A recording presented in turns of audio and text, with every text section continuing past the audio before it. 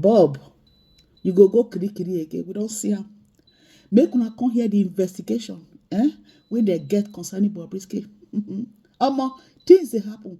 Bobrisky was living large. In the kiri where he go, everything about Bobrisky na ojoro.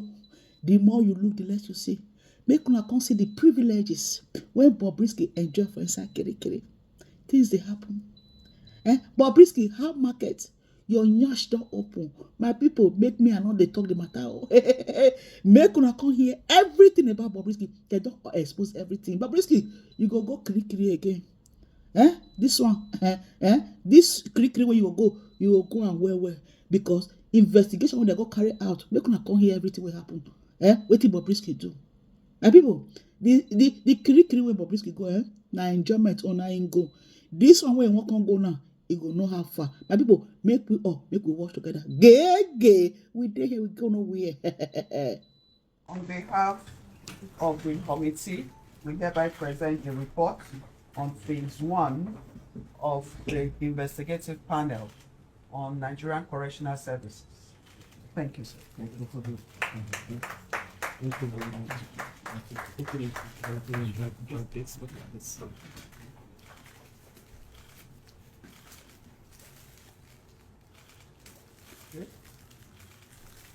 3 copies, right? Thank you.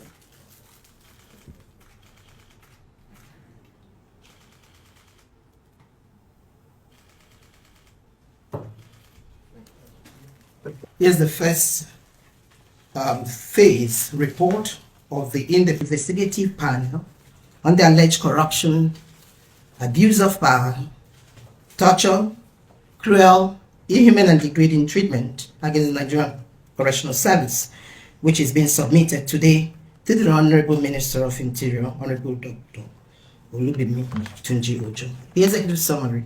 This interim report, which is the phase 1 report of the panel, focuses on the findings in relation to the investigation into specific cases, namely Mr. Idris Okuneye, widely known as Bobrisky, and to verify if he served his sentence in the Nigerian Correctional Service custodial centers, and to ascertain the veracity of the claim that an inmate in Kuje custodial center was intimidated, threatened, and defrauded by the officer in charge.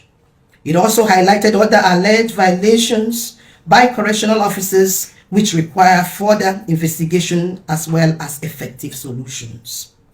The finding of the panel thus far shows the following. 1.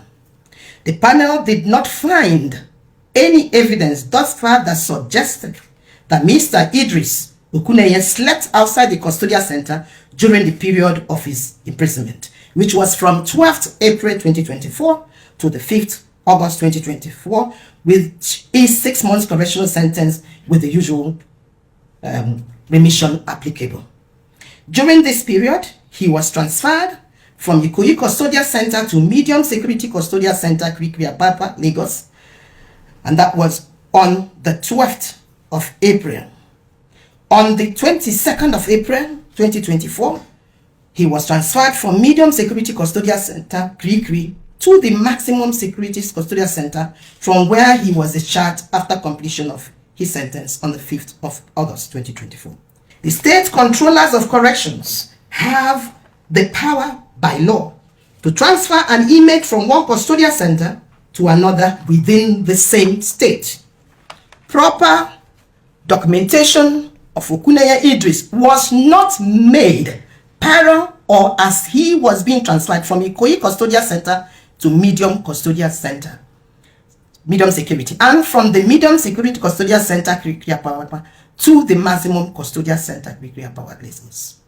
The documents were later provided on the 28th of September 2024 and backdated to the 12th of April 2024 and 22nd April 2024 respectively. These are in violations of Section 168 and 169 of the Nigerian Correctional Service Standing Order Custodial.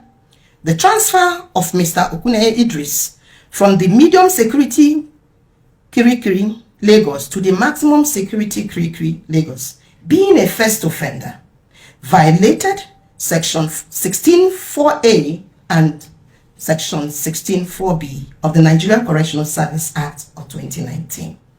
The panel also found that Mr. Okuneye Idris enjoyed several privileges while in custody, both at the medium security and the maximum security custodial centers, which include especially the following: furnished single cells, humidifier, lots of visits by his family members and friends as he desired, visit by his family members and friends held inside the office of the in charge of the custodial center, floor rug, self-feeding, designated inmates to run errands for him, access to fridge and television, and possibly access to his phone.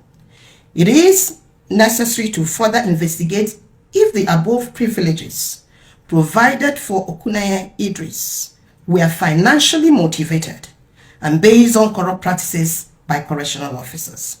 The panel believes that the peculiar case of the inmates and the inmate's physical look and behavior pose a threat, and the lack of laid down rules for the treatment of such a case may have necessitated such privileges to be granted to Okuneye Idris. On the issue of Abdul Rashid Minor's son sending money to the personal account of the Kuje Custodial Center deputy in charge, who is the Deputy Controller of Corrections, Kevin Ilafosi Ikechukwu, this was found to be true. The panel is of the view that DCC Kevin Ilafosi Ikechukwu acted unethically and brought himself and the Nigerian Correctional Service to great disrepute by requesting and receiving money into his personal account from Abdul Rashid Minor's son. For us, we have nothing to hide, and for us, it's about reform, and it's about cleaning the process and making sure that we build strong institutions, and we build institutions that will uplift each and every one of us. The Nigerian Correctional Service is a key institution within our justice system. And within even the national security architecture, the Nigerian Correctional Service is a very, very key institution. And therefore, any form of corruption, any form of malfeasance, any form of abuse of power, torture, cruelty, inhumane and degrading treatment will never be accepted. So for us, we've started the journey. Whoever the officer might be, I don't care where he's from, if we found wanting, according to this report, will pass through the necessary disciplinary process of the board, and we will make sure that those officers, their actions are meted with the sort of sanctions and discipline that the law demands.